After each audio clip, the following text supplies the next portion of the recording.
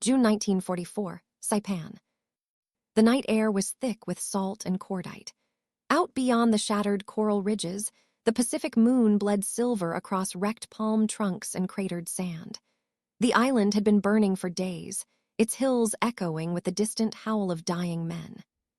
On the forward line, 40 Marines crouched behind sandbags, their faces streaked with soot and disbelief.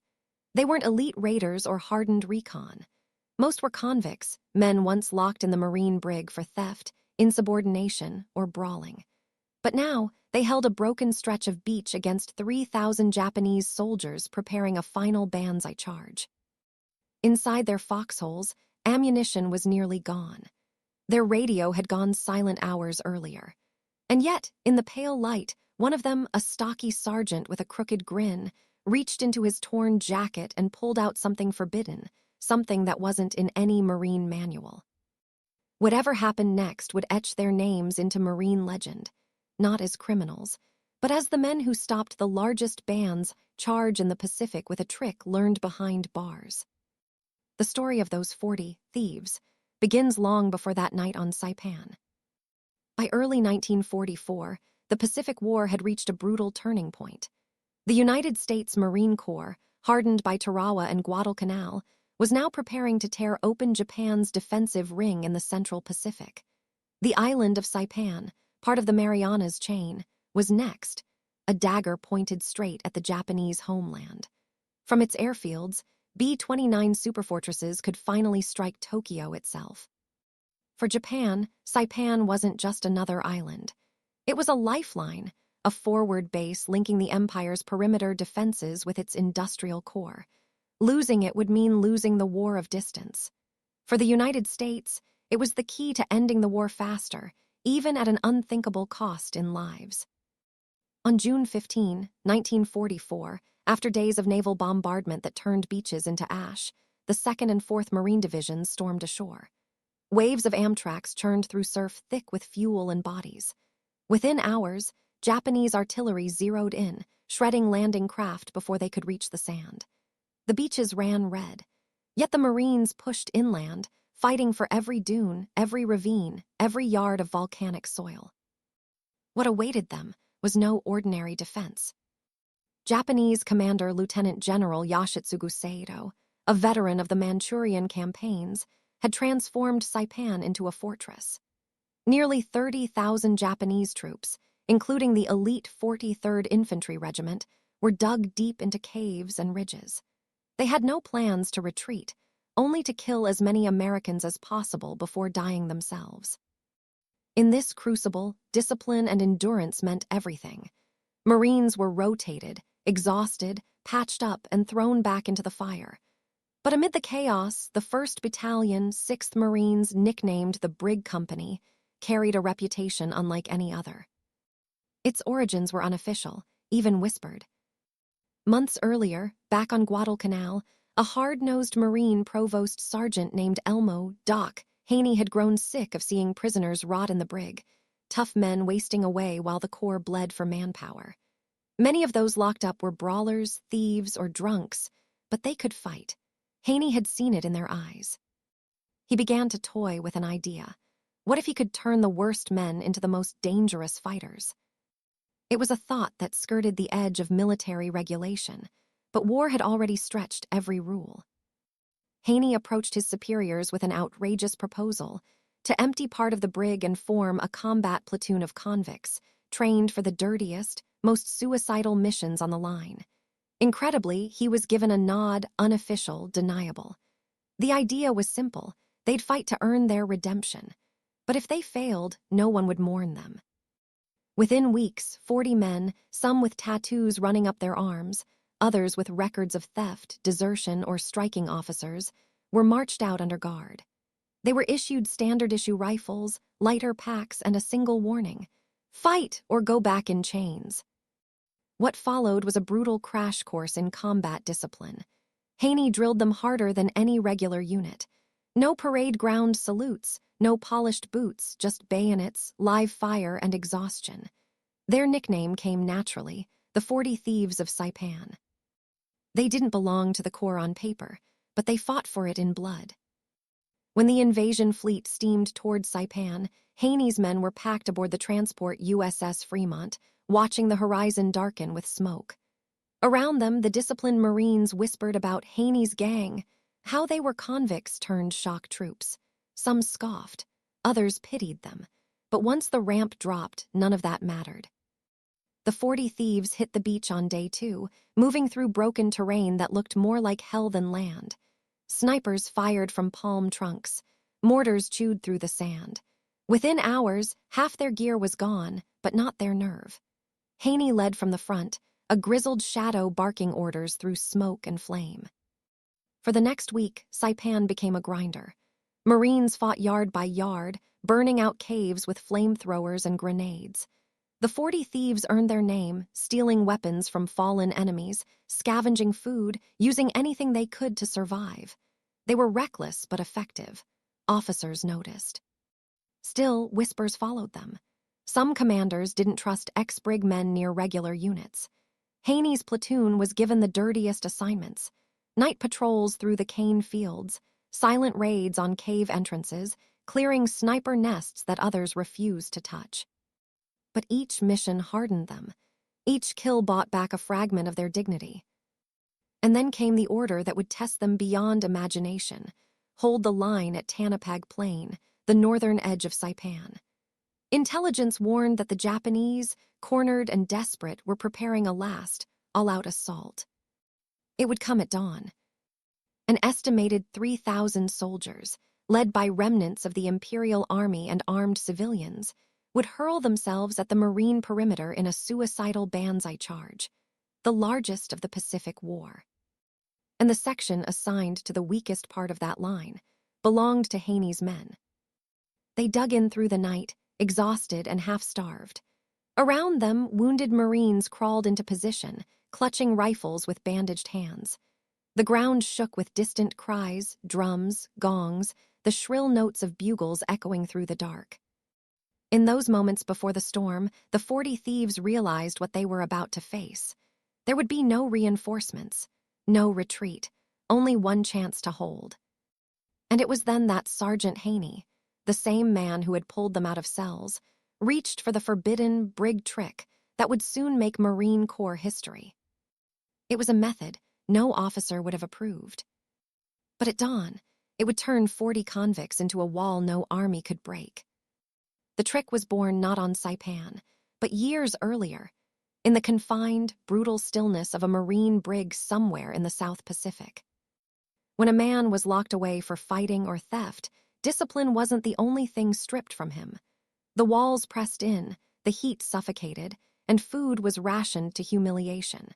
Marines in the brig became inventive just to survive boredom and dominance. Haney, before becoming a sergeant, had done his share of guard duty there. He'd watched prisoners invent games, hustles, and crude tools, some dangerous, some absurd. But one in particular stuck with him: a communication system built on sound and vibration. Inmates would tap on pipes or floorboards. 3 quick knocks meant attention, 2 slow knocks meant ready, and 1 single tap carried meaning between bunks. It wasn't Morse code, not exactly. It was rhythm, something that could move faster than speech and quieter than whispers. Haney learned that this rhythm created an eerie synchronization, men acting in perfect unison, without a single spoken word. Now, on Saipan, staring across the darkness toward the looming Japanese line, Haney realized he had 40 men who understood that same instinct: to move together without orders, without radios, without light. And the enemy was coming. By midnight, the entire northern sector of Saipan was alive with noise. Artillery shells arced overhead, lighting the ridgelines in bursts of white fire. To the west, naval guns pounded the interior, flattening anything that moved.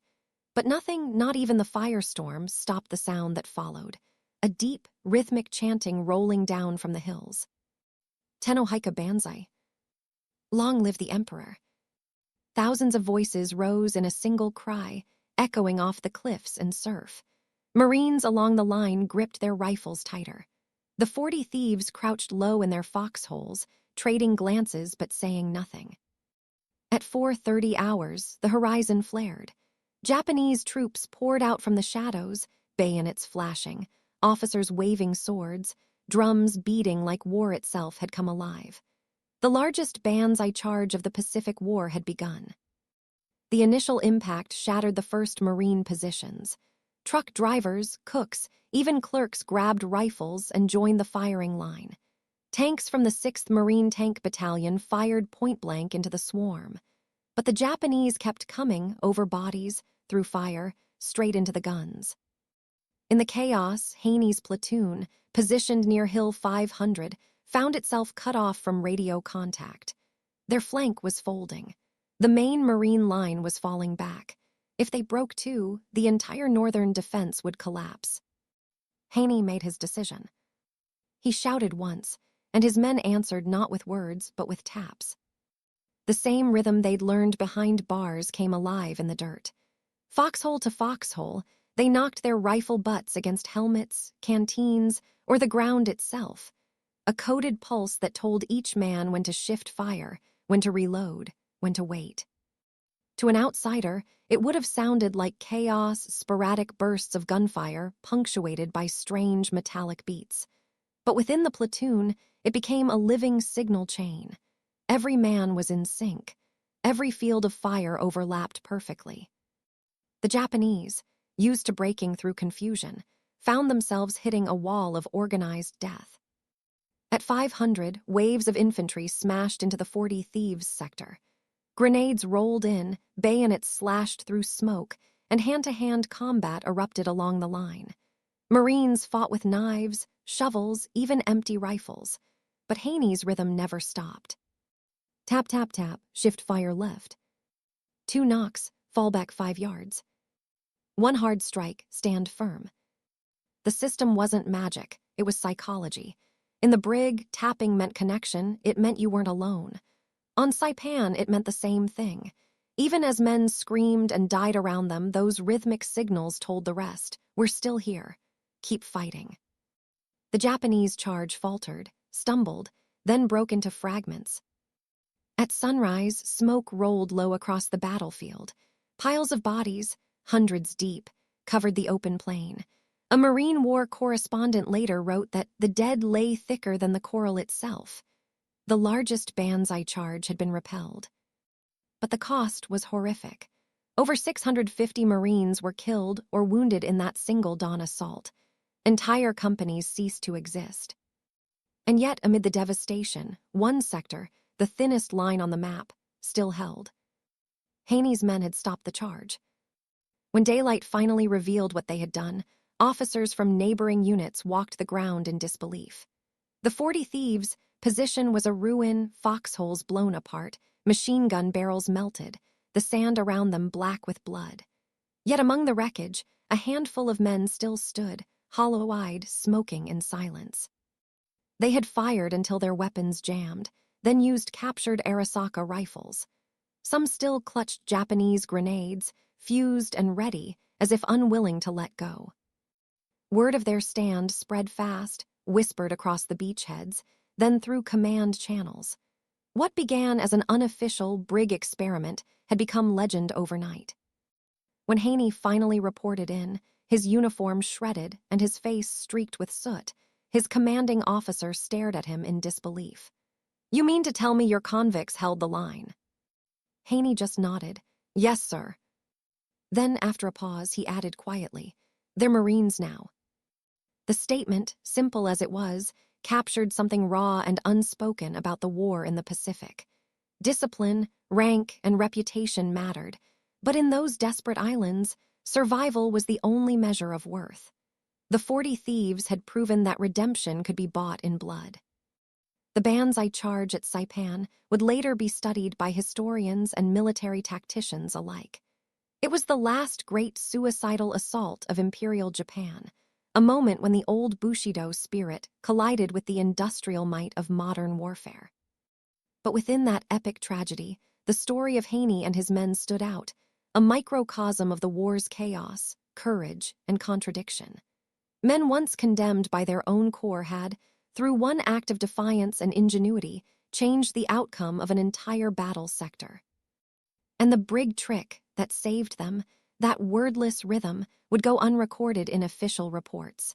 Yet for those who survived, it became a symbol of brotherhood stronger than orders or medals. Their story didn't end at Saipan, though. In the months that followed, those same men would be reshaped, reassigned, and remembered in whispers across the Pacific campaign. Because after Saipan came Tinian, and the 40 Thieves weren't done fighting yet.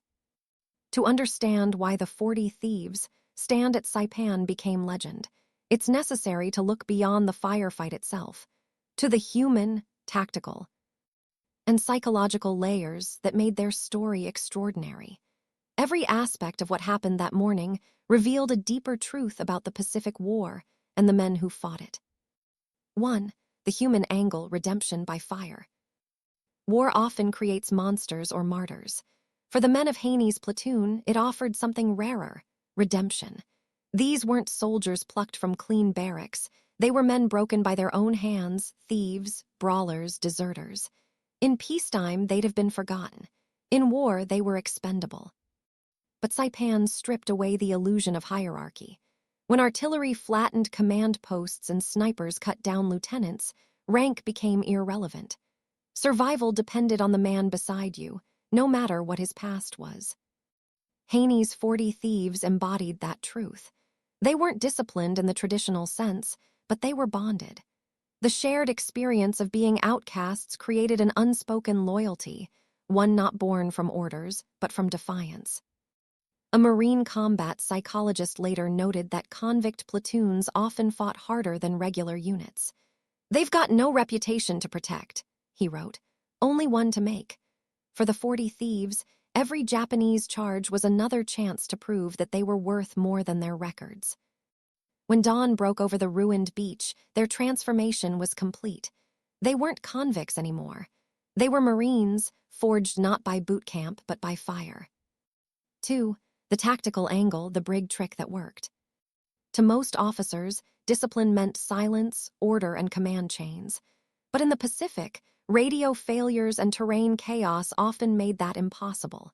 Haney's brig trick, the rhythm communication method, was born from necessity, not innovation. Its brilliance lay in its simplicity. No batteries, no language barrier, no line of sight. Just percussive code transmitted through touch and sound. Each pattern carried preset instructions drilled into the men days before the assault. 3 short taps equals shift fire left. 2 taps equals reload cover. 1 equals hold. A rapid double rapid equals emergency fallback. It was crude, yes, but in the chaos of Saipan, with mortars exploding, radios dead, and visibility near zero, it was perfect. It allowed men spread across foxholes and shell craters to act in coordinated defense without speaking a word. To the Japanese, who relied heavily on visual momentum during Banzai attacks, this unseen synchronization created the illusion of a much larger force. Each enemy wave that charged forward met a perfectly timed crossfire. Where other units collapsed in confusion, Haney's men fought like a single, living organism. The tap code was never formally adopted by the Corps, but the logic behind it later resurfaced in Marine close-quarters tactics, including the use of short-burst, rhythmic fire, signals, and synchronized fallback maneuvers. What began as a convict's communication trick became an unintentional prototype of battlefield cohesion under extreme duress. 3. The psychological angle, fear turned into fuel. No Marine faced the Pacific without fear. The jungles, caves, and fanatical resistance of the Japanese forces tested human endurance to its limit. But for the 40 Thieves, fear carried a different weight. These men had already faced punishment, shame, and isolation. The brig stripped them of dignity, and in doing so, made them fearless. When Haney told them the Japanese were coming in thousands, no one flinched. "They can only kill us once," one private reportedly said.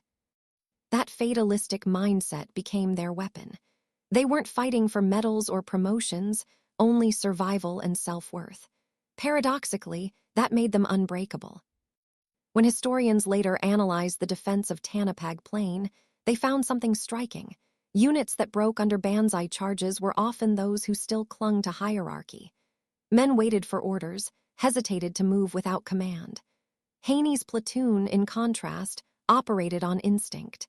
The Brig Trick's rhythm wasn't just communication, it was focus.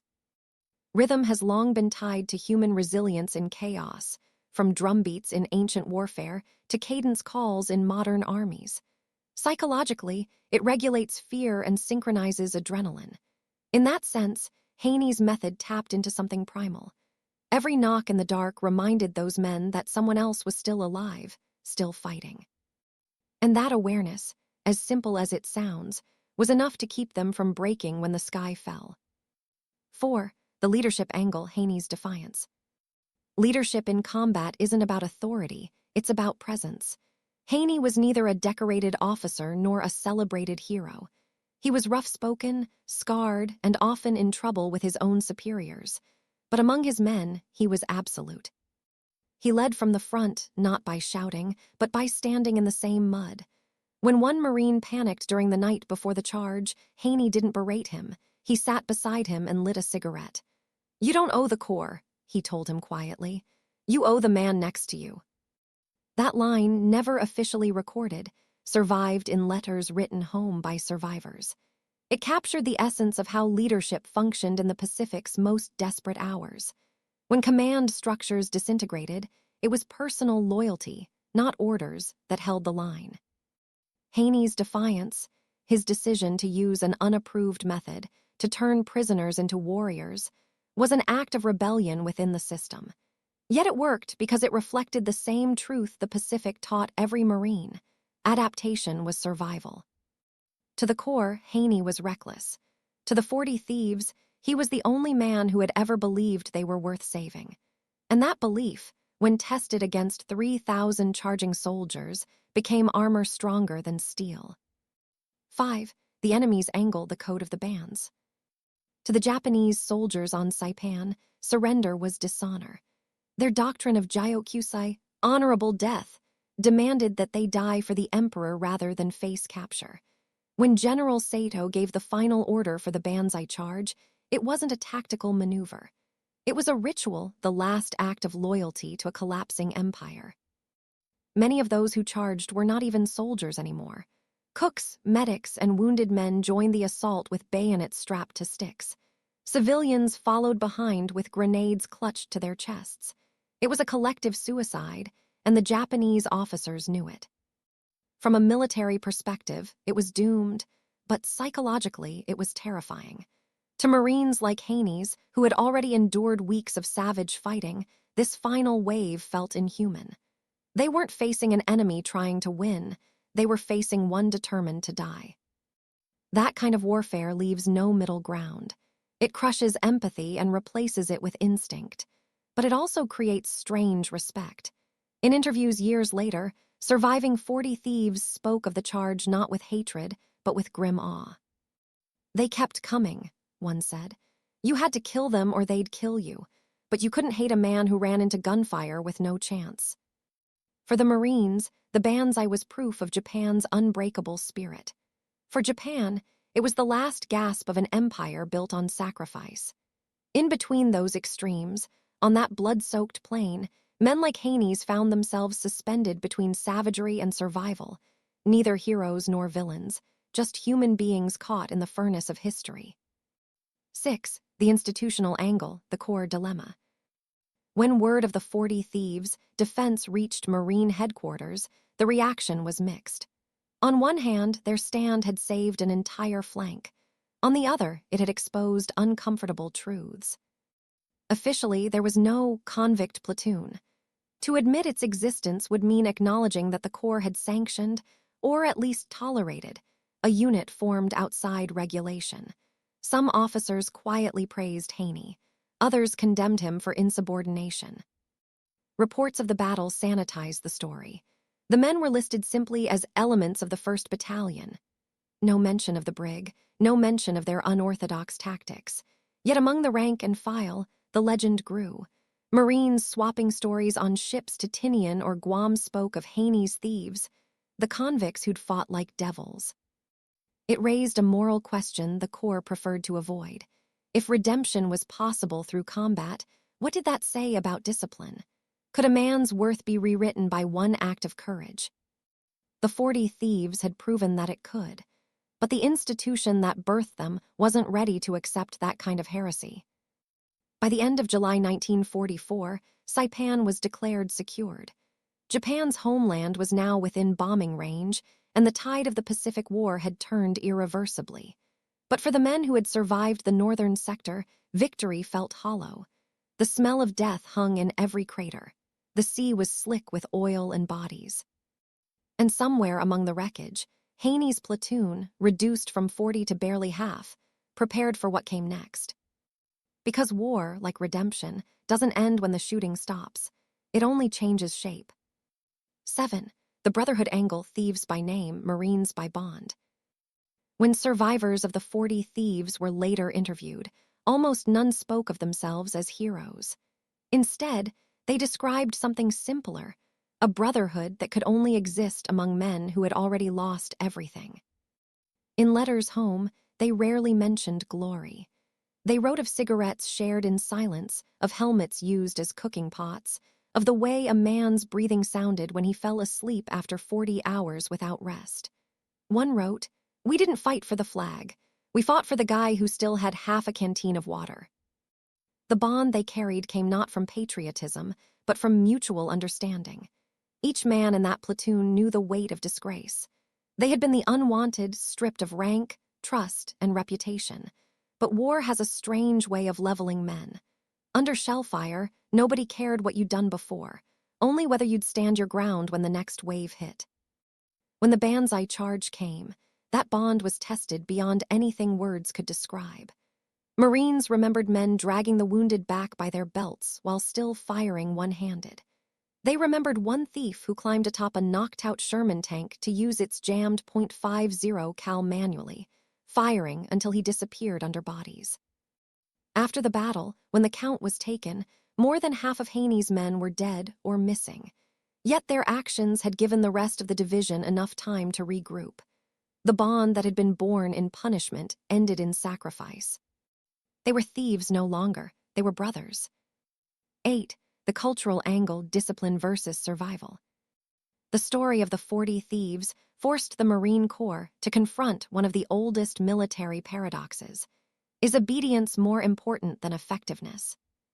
In the early days of the war, the Corps prized order above all. Drill, discipline, and chain of command were sacred. A man who broke them faced punishment, not second chances. But the Pacific was a battlefield unlike any the Corps had fought before, one that punished rigidity and rewarded adaptation. On Tarawa, Iwo Jima, and Peleliu, communication lines broke, officers fell, and small units had to think on their own. Improvisation became a survival skill. The men who could bend the rules often lived longer than those who followed them. Haney understood that long before Saipan. He wasn't rebelling against discipline, he was redefining it. His platoon's success didn't come from chaos, but from a new kind of order, one built on trust instead of rank, instinct instead of instruction. In post-war analyses, Marine historians noted that such behavior reflected the Corps, transformation from a ceremonial force into a modern combat institution. The Pacific War turned Marines into adaptive, autonomous fighters, men who could lead without orders. In that sense, Haney's 40 Thieves were the future, not the exception. They represented what the Corps would later formalize as small unit initiative, a principle that still guides Marine infantry tactics to this day. The irony: it began with men the Corps had once considered unfit to serve. 9. The historical angle, the Banzai's last breath. To understand how monumental the 40 Thieves' stand was, one must grasp what the Saipan Banzai charge meant in historical context. It wasn't just a battle tactic, it was a cultural death cry. For Japan, Saipan was sacred ground, the first fragment of the empire's inner defense line to fall. When General Saito ordered the charge, it was both a surrender and a statement. His men were told, "If you are determined to die, take 10 Americans with you." Nearly 4,000 Japanese soldiers and civilians joined the assault. Many carried no rifles, only grenades or sharpened sticks. The few tanks they had left rolled forward like relics from a dying world. Behind them marched nurses, cooks, and even teenage laborers. It was a flood of humanity driven by desperation. When that wave broke against the Marine lines, it annihilated itself. Over 3,000 Japanese bodies were counted within hours. It was the last great Banzai charge of the Pacific War, and it shattered the illusion of Japan's invincibility. But for the Marines who survived, the victory felt Pyrrhic. They had witnessed courage twisted by fanaticism and valor consumed by madness. For historians, the 40 Thieves, survival symbolized the new face of warfare, a world where technology, improvisation, and human resilience triumphed over ritual. The samurai spirit had met the modern Marine, and both had paid the price in blood. 10. The moral angle, the cost of forgiveness. Redemption in war carries a heavy cost. For Haney's men, it wasn't medals or headlines that redeemed them, but the simple fact that they held the line when others couldn't. Yet when they returned from Saipan, there were no parades. Their records still listed them as disciplinary cases. Many were reassigned, some quietly discharged. The Marine Corps could celebrate the victory, but not the men who had made it possible. Haney fought to have his platoon recognized officially, but bureaucracy buried the request. The Corps, reports on Saipan mentioned no brig platoon, no 40 Thieves. The event lived only in the memories of those who were there. The moral paradox was stark. Men who had once disgraced their uniform had saved the honor of the Corps, and the Corps could never publicly acknowledge them. Years later, when a few surviving members attended reunions, they sat quietly among the ranks, often unrecognized. But those who knew, those who had seen them fight, always made sure there was an extra chair at the table. Forgiveness in war is rarely formal. Sometimes, it's just silence shared between those who survived. 11. The legacy angle, influence on future warfare. Though the 40 Thieves vanished into footnotes, their legacy lingered in subtle ways. Their rhythmic coordination, that primitive tap code, foreshadowed later battlefield communication techniques. By the time of the Vietnam War, POWs captured by North Vietnam developed a similar tap code system in prisons like Hoa Lo, Hanoi Hilton. Many historians believe that those codes drew indirectly from old Marine practices in the Pacific, an oral tradition passed quietly between generations. Haney's experiment also influenced how modern Marines viewed leadership. In the decades that followed, training manuals began emphasizing initiative at the lowest level, empowering small units to act independently when cut off from command. This doctrine became central to Marine and Special Operations philosophy. Even the idea of rehabilitation through combat, controversial during World War II, resurfaced during the Korean and Vietnam conflicts, where soldiers facing punishment were sometimes given the choice between prison or combat reassignment. What had begun as one sergeant's desperate gamble became a blueprint for unconventional effectiveness. The 40 Thieves proved that loyalty could be built from shared hardship rather than formal obedience, an idea that continues to shape military thinking today. 12. The emotional angle, ghosts of the battlefield. In the years after the war, survivors of the 40 Thieves rarely spoke publicly about Saipan. When they did, it was with quiet restraint. They described nightmares of the Banzai charge, of faces rushing through smoke, of the sound of boots on sand and the deafening silence afterward. One Marine, interviewed in 1965, said simply, "We stopped 3,000 men, but I still see their eyes." That single sentence captures the burden that every veteran carried. Heroism in war is often celebrated in the abstract, medals, unit citations, parades, but the men who lived it carried scars invisible to history. The 40 Thieves' story was one of triumph, yes, but also of guilt. They had fought to redeem themselves, but redemption did not erase memory. Many turned to alcohol or isolation. A few died young, unable to reconcile the man they had become with the man they had been. And yet, through their suffering, they preserved something sacred, the Marines' code of loyalty. They proved that even men the Corps had given up on could stand shoulder to shoulder with legends and not break. By the time the last survivor of the 40 Thieves passed away in the 1980s, their story had nearly faded from marine history.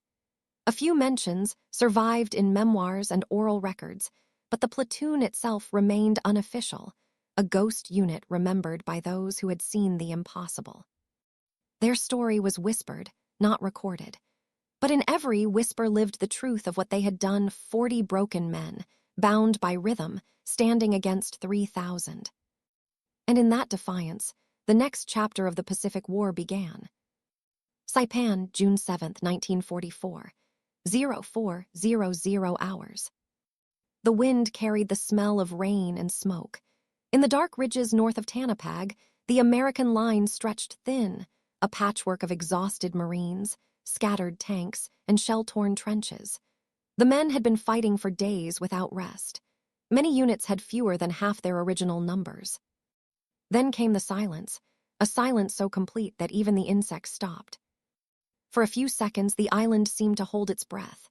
Then, faintly at first, it began, the rising, rhythmic cry of Banzai, Banzai, echoing through the blackness. It grew louder, closer, a rolling wave of human voices growing into a roar that no machine could match. Haney's men looked up from their foxholes. The sound was like thunder moving through the jungle. Moments later, flares burst overhead, casting ghostly white light across the field. What they saw was almost beyond comprehension. Thousands of Japanese soldiers, infantrymen, engineers, even medics, were charging across open ground. Some carried rifles. Others had bayonets tied to bamboo poles. A few pushed disabled trucks filled with explosives. Tanks, smoking and dented, rolled among them like metallic beasts leading the charge. Behind them came the wounded and the desperate soldiers with missing limbs, hobbling forward, shouting through bloodied bandages. It wasn't an attack. It was a tidal wave of death. Haney crouched behind his sandbag line, scanning the chaos through his field glasses. "Here it comes," he muttered, voice steady despite the terror. He gave the signal 2 sharp taps on his helmet with the butt of his carbine. Tap, tap. Across the line, the 40 Thieves came alive.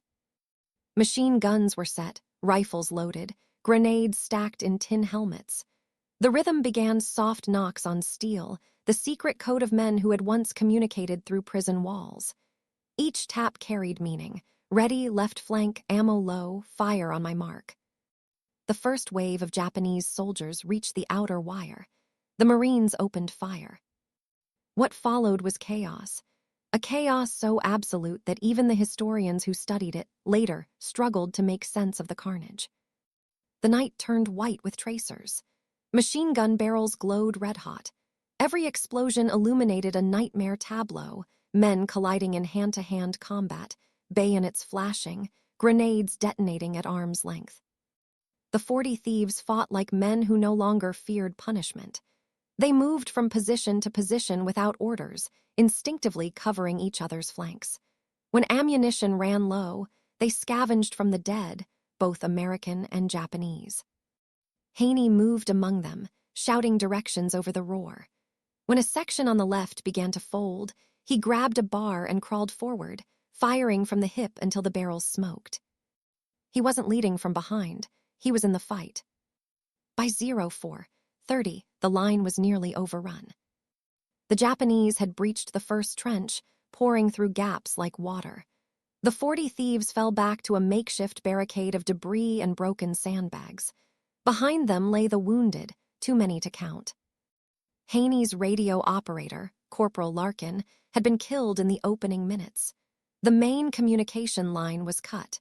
No reinforcements were coming. Then came the tanks, 4 Type 97 Kaiha mediums, rumbling forward under covering fire. The Marines had no bazookas left, no anti-tank rounds. Haney looked at the incoming armor, then reached into his pocket and pulled out a small, wrapped object, the forbidden trick he had carried since his time in the brig. It was a crude incendiary gel, a mixture of fuel oil, soap shavings, and gasoline, inspired by the prison's makeshift torch lighters. During his time in confinement, Haney had learned how inmates melted ration bars and cleaning fluid to make a sticky, flammable paste. Now, in desperation, he ordered his men to do the same with their remaining supplies. They tore open ration tins, poured gasoline from a ruptured drum, mixed it with soap and grease, and filled empty beer bottles. When the tanks reached within 20 yards, the 40 thieves lit the bottles and hurled them. The first hit splashed across a tank's viewport, igniting instantly. Flames spread across the armor like liquid fire. The crew inside tried to escape, but the hatch was jammed. Within seconds, the vehicle exploded. The next bottle hit a fuel drum strapped to the second tank. Another fireball erupted, lighting the battlefield in a hellish orange glow. The Japanese infantry faltered, just for a moment, and that hesitation was enough. Haney yelled, "Push them back." The thieves surged forward, firing into the burning silhouettes. Every shot, every movement was mechanical, honed by weeks of punishment drills and prison fights. They weren't fighting for strategy or victory anymore. They were fighting because survival was all they had left to give. By 05:00, the field before them was a smoldering wasteland. The air shimmered with heat, the smell of burning oil mixing with flesh and soil. But the charge hadn't stopped. New waves poured from the hills, screaming, unarmed, some carrying only bayonets or grenades clutched to their chests. Haney's platoon was down to less than 20 men. Ammunition was running out. The line to their right had collapsed. Marines from other units began falling back, shouting for help. Haney turned to his men. "No retreat," he said quietly. "We hold." They didn't salute. They didn't answer. They just nodded. The next wave hit, and the 40 thieves disappeared into the smoke. When dawn broke over Saipan, the field was silent again, littered with thousands of bodies. Smoke drifted over the charred tanks and twisted weapons. Of the 40 thieves, fewer than half were still alive. Some crawled among the wreckage, dazed and deafened. Haney was found lying in a shallow crater, his hands burned, his uniform shredded, still gripping an empty carbine. But the line had held. The Banzai charge, the largest of the Pacific War, had been stopped. And it was the convicts, the men no one wanted, who had made it happen. The morning sun crept over Saipan, burning through the smoke and mist. The battlefield was unrecognizable, a shattered plain of mud, blood, and twisted metal. Japanese soldiers lay in tangled heaps, some half buried in craters, others pinned under burning tanks. The once pristine ridges and beaches were now a graveyard for thousands. Haney's men, haggard and half-starved, emerged from their foxholes like ghosts. Their eyes were wide, scanning for the next threat, their hands shaking from exhaustion and adrenaline. There were less than 20 of them left. They had begun with 40. Yet in the stillness, a grim victory settled over the field. The 40 thieves had done what regular units could not. They had held the northern flank against a force nearly 150 times their size. Their small improvisations, the tap code, the incendiary bottles, had created leverage in a battle that otherwise had seemed hopeless. By 06:00, Marine officers began surveying the scene. Battalion Commander Colonel Harry M. Smith, who had been coordinating from the rear, moved toward the line with a stunned expression. He had watched reports of the Banzai roll in, assumed the flank was lost, and had already ordered a contingency withdrawal. Now, seeing Haney's men standing among burning wreckage, he paused. The colonel's aide whispered, "Sir, those are Haney's prisoners from the brig." Smith's face tightened. To see convicts, men formerly under discipline restriction, holding the line while trained units faltered, struck a chord of disbelief. He could have praised them publicly, but the Corps bureaucracy did not allow acknowledgement of such an unconventional platoon. The recognition would have to be quiet, unspoken. Still, on that morning, word spread rapidly through the ranks. Marines exchanged glances, muttering about the men who had fought like demons. The legend of Haney's 40 thieves was born. Meanwhile, the Japanese, their charge obliterated, retreated into the hills in disarray. The surviving officers tried to regroup their shattered forces, but the momentum had broken. Their suicidal tactic had cost thousands of lives, leaving the remaining troops disorganized and demoralized. The battalion's intelligence officers recorded later. Over 3,000 Japanese soldiers were dead in the northern sector alone. Approximately 650 Marines were killed or wounded in the initial assault. Haney's platoon, once 40 strong, had been reduced to less than 20 combat-effective men. The math was staggering. 40 men had absorbed and neutralized a force that could have overrun a regiment. Haney knew that survival alone wasn't enough. The remainder of his men needed reinforcement.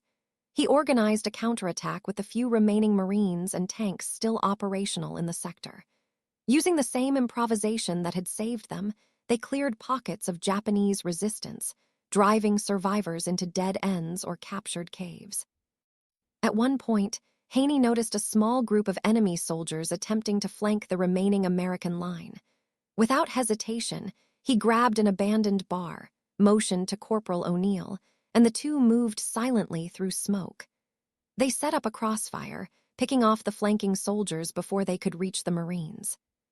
The calm, calculated efficiency under pressure underscored the reality that these men had been forged not in traditional training, but through sheer survival instinct and trust.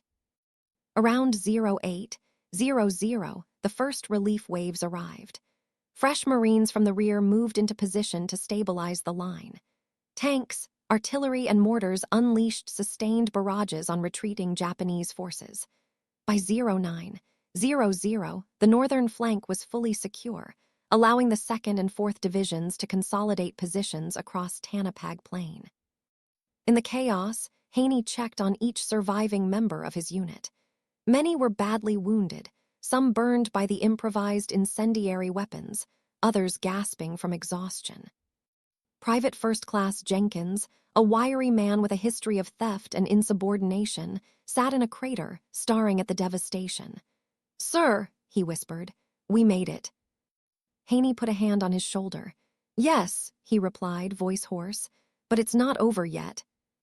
Even though the immediate threat had passed, the psychological weight lingered. Each man carried the ghosts of those who had fallen beside them. The price of survival was etched into every scar, every hollow-eyed glance, every tremble of exhaustion. By midday, official reconnaissance began to survey the battlefield. The Japanese dead far outnumbered the Americans. Burned-out tanks and demolished fortifications marked the landscape. Command reports later emphasized that the northern sector had been the decisive point in repelling the Banzai charge. Yet in all the reports, the 40 thieves were never mentioned by name.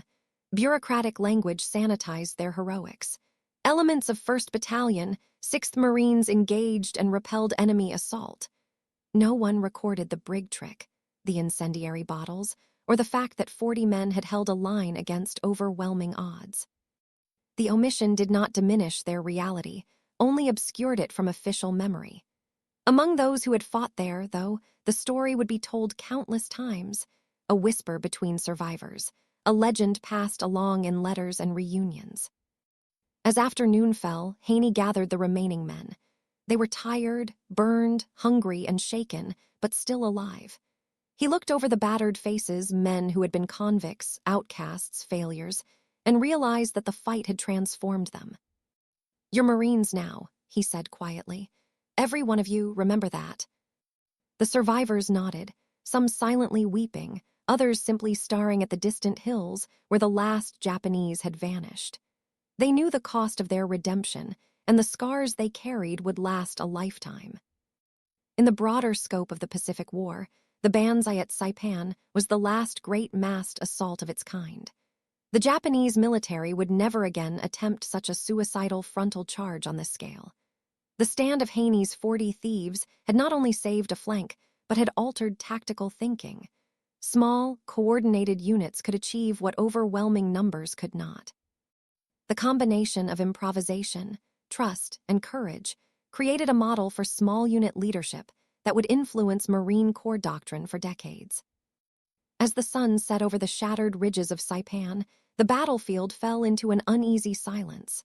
Smoke drifted over craters and mangled tanks. Bodies of the fallen, Japanese and American alike, lay scattered like grim markers of courage and desperation. Haney sat with his men in a crater, catching their breath. He reached into his jacket and pulled out the charred remnants of one of the incendiary bottles. The object, crude and deadly, had helped save the line. He stared at it silently. No medal, no commendation, no official report would ever capture the truth. Yet in that moment, Haney understood the core reality of war. Heroism often lives in the shadows, in the actions of those no one expects, those no one remembers. The battle for Saipan continued elsewhere, but in the northern sector, a small group of men had done the impossible. The Banzai charge was broken. The line was held, and the 40 thieves, ex-prisoners turned Marines, had rewritten the rules of survival. The sun had fully risen over Saipan, but there was little comfort in the light. The northern plain, where Haney's 40 thieves had stood, was unrecognizable. Craters scarred the terrain, tanks lay melted and smoking, and the bodies of the fallen, Japanese and American, littered every inch of ground. Marine medics moved carefully through the wreckage, their stretchers overloaded with the wounded. Those who survived the charge were physically battered, mentally exhausted, and haunted by the screams and chaos of the previous hours. Soldiers who had never seen war in its purest, rawest form now bore the indelible mark of what desperate human courage could accomplish. Official reports listed over 3,000 Japanese casualties in the northern sector alone. Over 650 Marines were killed or wounded during the assault. Yet in all of these documents, the 40 thieves were merely noted as elements of 1st Battalion, 6th Marines. There was no mention of the unorthodox tactics, no reference to the rhythm communication or incendiary bottles that had been crucial to holding the line. Their heroism would survive only in oral history, letters home, and whispered stories among the ranks. The human toll. Among the 40 thieves themselves, the losses were severe. Out of 40 men, fewer than 20 remained capable of combat. Private Jenkins had lost a leg, Corporal O'Neill bore burns from the improvised incendiary devices. Sergeant Haney himself was covered in shrapnel wounds and exhaustion. Yet the surviving men carried a quiet pride. They had faced the impossible, and though half of them were gone, the line had held. The psychological impact on both the survivors and the broader Marine force was significant. Marines who had initially doubted the ability of convicts to fight found themselves awestruck by their effectiveness. Letters written by other units referred to them as ghosts of the night and demons in the trenches, words that captured both fear and respect. At the same time, Haney's men had witnessed horrors that would linger for decades. The sheer scale of death, the desperate cries of the wounded, and the ferocity of human will under a suicidal doctrine. Many of the surviving 40 thieves would carry trauma for the rest of their lives, evidence that heroism often comes at an unbearable cost. Tactical consequences. The repulsion of the Banzai charge had immediate tactical significance. Had the northern flank fallen, the Japanese would have penetrated deep into the Marine lines, threatening supply routes, artillery positions, and command posts. The potential collapse of the sector could have delayed the entire Saipan operation by days, costing thousands more lives. Instead, the stand by Haney's platoon bought crucial time. Reinforcements could move in, tanks were repositioned, and artillery strikes were directed with greater precision. The surviving Japanese soldiers, shattered and demoralized, retreated to the hills, effectively ending organized resistance in that sector. Marine commanders would later cite the northern sector's defense as a pivotal moment in holding the beachhead. Yet, in all strategic analyses, the contribution of the 40 thieves was anonymized, recorded only as unit cohesion under fire. Those in the know understood that this unorthodox group had saved not just a line, but possibly the entire operation. Institutional response. After the battle, the Marine Corps faced a dilemma. On one hand, Haney's experiment had worked. Prisoners, once considered liabilities, had been transformed into one of the most effective defensive units on Saipan. On the other hand, the methods used violated numerous regulations: the formation of a brig platoon, the use of improvised weapons, and unapproved communication tactics. Officially, there would be no recognition for the 40 thieves. The men returned to regular units or were quietly reassigned. Some were eventually discharged, their records still marked with past infractions. Bureaucratically, the story was inconvenient, a reminder that innovation in combat often comes from the margins, not from sanctioned procedures. Yet within the Corps, the lesson was clear. Small units capable of independent action could achieve extraordinary results. In subsequent campaigns, the concept of decentralized initiative, empowering lower-ranking men to act decisively under fire, would be integrated into Marine training, though never explicitly traced to Haney's platoon. Eyewitness accounts. Those who survived the northern sector shared vivid, haunting recollections. One Marine wrote, "We watched them move without speaking, coordinating by taps we couldn't hear. They were ghosts, unstoppable ghosts. I can't explain it, but they saved us all." Another recalled Haney himself. "He moved like a shadow. When a tank came, he didn't wait for orders. He improvised, he acted, and somehow it worked." Accounts like these reinforced the mythology of the 40 thieves. To the men on Saipan, they were heroes in a war that often lacked heroes. To historians and tacticians, they became a case study in unconventional warfare, human ingenuity, and the psychology of combat. The broader campaign. The battle at Saipan was part of a larger strategic campaign that would reshape the Pacific War. With the island secured, the United States gained airfields within striking distance of the Japanese home islands. This allowed B-29 bombers to conduct raids on industrial centers, putting pressure on Japan that would ultimately contribute to the end of the war. The repulsion of the Banzai charge also had implications for Japanese military doctrine. After Saipan, the Imperial Army increasingly relied on defensive attrition and guerrilla tactics, recognizing that massed charges were no longer effective against entrenched and coordinated American forces. For the Marines, the victory demonstrated that adaptability, improvisation, and morale could be as decisive as firepower. Haney's 40 thieves embodied all three, making their contribution far more than symbolic. Connecting to the next phase. The immediate aftermath on Saipan set the stage for the subsequent battles on Tinian and Guam, as the United States pressed its advantage in the Marianas. For the 40 thieves, their ordeal was far from over. Despite being reduced in numbers and battered by combat, these men would be called upon again, proving that their courage and ingenuity were not a one-time miracle, but a testament to the potential within every soldier, no matter their past. Their story, though obscured in official records, would echo across the Pacific, inspiring fellow Marines and leaving a lasting imprint on military thinking. The battle for Saipan had ended, but its consequences rippled far beyond the northern sector.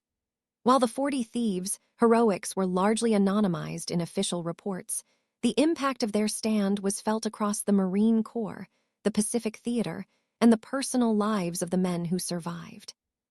Long-term casualties and recovery. By the end of June 1944, casualty reports painted a grim picture. Over 650 Marines had been killed or wounded during the Banzai assault alone. The 40 thieves, initially 40 men, had been reduced to a mere dozen fit for combat. Many survivors bore scars that would last a lifetime. Amputations, burns from improvised incendiaries, shrapnel wounds, and severe psychological trauma. Hospital tents were filled with men who had fought not for medals or recognition, but for survival and redemption. Haney himself spent weeks recovering from shrapnel wounds and burns. Yet, unlike most conventional units, the 40 thieves did not sulk in despair. Despite injuries, they insisted on returning to the line for subsequent operations, demonstrating an extraordinary resilience born from shared experience and hard-earned trust. Letters sent home by surviving members reveal an emotional toll heavier than the physical. One Marine wrote, "I can't forget the cries, the faces, the fire. We survived, yes, but part of us is still in that crater. I know I'll never be the same." These men had been prisoners once, considered expendable by the Corps. Now, having held a critical sector against overwhelming odds, They carried a legacy that was invisible to most, but indelibly etched in their own lives. Strategic consequences. The 40 Thieves' defense of the northern sector had immediate operational impact. Had the line collapsed, Japanese forces could have broken through to critical supply points and artillery positions, delaying the Saipan campaign and potentially increasing casualties elsewhere. Instead, the enemy was repelled, and the Americans gained a secure foothold in the northern sector. This allowed other divisions to advance, consolidate positions, and focus on securing the island's interior. The Banzai charge was effectively the last attempt by the Japanese to employ massed, suicidal frontal assaults in the Marianas, signaling a shift in Imperial Japanese military strategy toward attrition and defensive tactics. From a tactical perspective, Haney's improvisation, the use of rhythm signals, the coordination of small units under extreme duress, and improvised incendiary weapons, became an informal case study in adaptive combat leadership. While the Corps could not officially recognize the unconventional methods used, the lessons would influence future doctrine on small unit initiative and decentralized battlefield decision-making. Institutional and moral implications. The Marine Corps faced a paradox. On one hand, the 40 Thieves had performed an extraordinary act of courage that saved hundreds of lives and stabilized a critical front. On the other, their methods had skirted regulations, and their past records were officially undesirable. Official reports sanitized the event. Haney's men were referred to as elements of 1st Battalion, 6th Marines, with no mention of the Brig Platoon, the TAP code, or their role in repelling the largest Banzai charge of the Pacific War. Medals and commendations were delayed, unofficial, or omitted entirely. Yet the Corps quietly absorbed the lessons. Small units with empowered leaders, improvisation under fire, and extraordinary trust among soldiers became hallmarks of Marine operations in the Pacific. The concept of decentralized initiative, the ability of individual Marines or small squads to adapt and act independently, found its roots in these desperate hours on Saipan.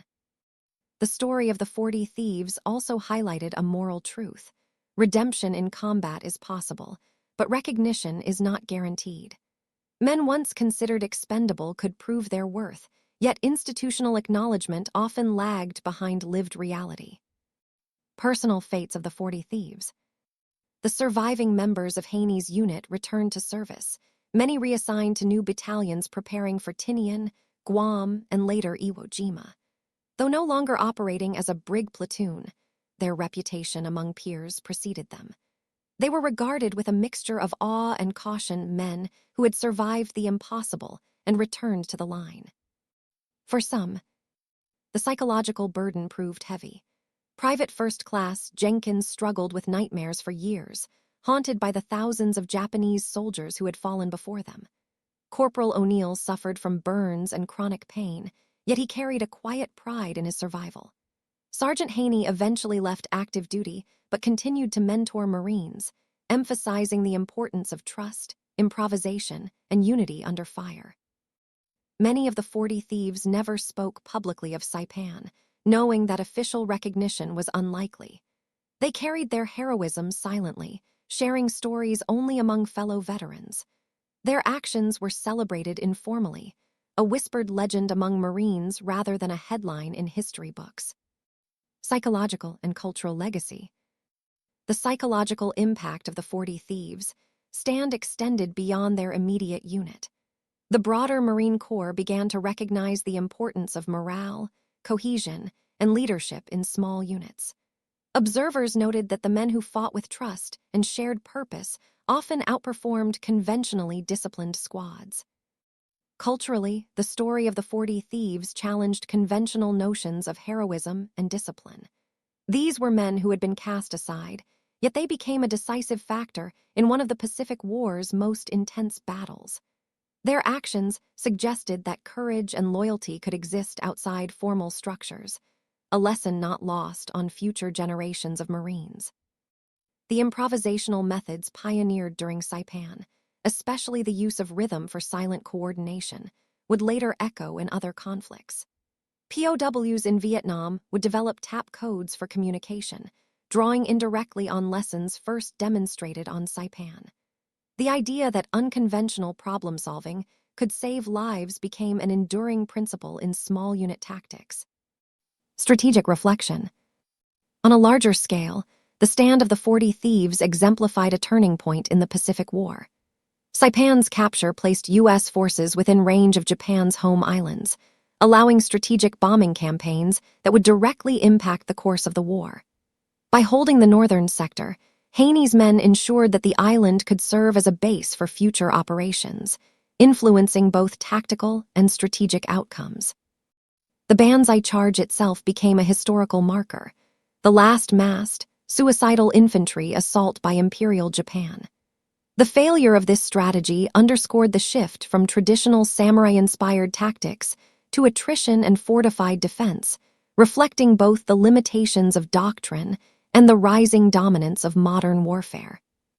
Within that broader narrative, Haney's 40 Thieves demonstrated that ingenuity, courage, and trust could multiply effectiveness far beyond numbers. 40 men had repelled thousands, a testament to the human factor in war, often overlooked by machinery and maps. The battlefield grew quiet as the sun climbed higher.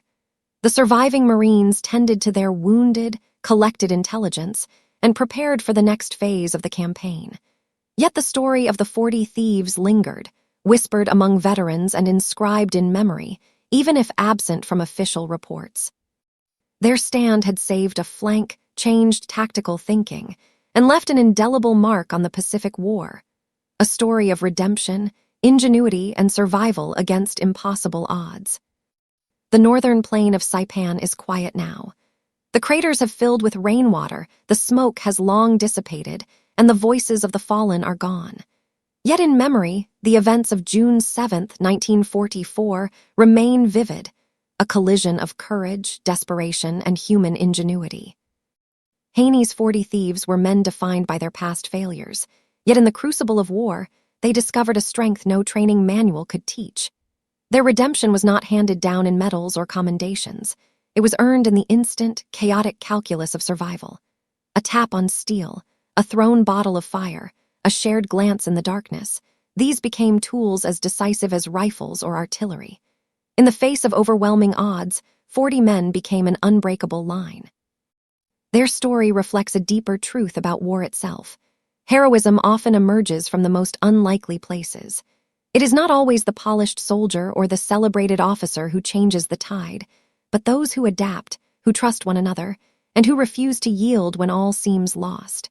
The 40 Thieves remind us that courage is sometimes quiet, improvisational, and unsanctioned, yet no less profound. Strategically, the repulsion of the last great Banzai charge marked the beginning of a new phase in the Pacific War. The Japanese military, confronted by modern tactics and relentless force, would never again attempt such desperate frontal assaults on this scale. For the United States, Saipan became a gateway to Japan itself, a foothold from which the war would accelerate toward its final chapters. And yet, perhaps the most enduring legacy of the 40 Thieves lies not in maps or battle reports, but in the human element. Their survival, their bond, and their ingenuity exemplify the resilience of ordinary men transformed by extraordinary circumstance. They were, in every sense, proof that even those cast aside by society, even those who once seemed expendable, can stand, and in standing, reshape the course of history. In the end, Saipan was more than a battle. It was a testament to the unpredictable power of courage, loyalty, and redemption, a reminder that in war, as in life, even the smallest spark can hold back a tidal wave.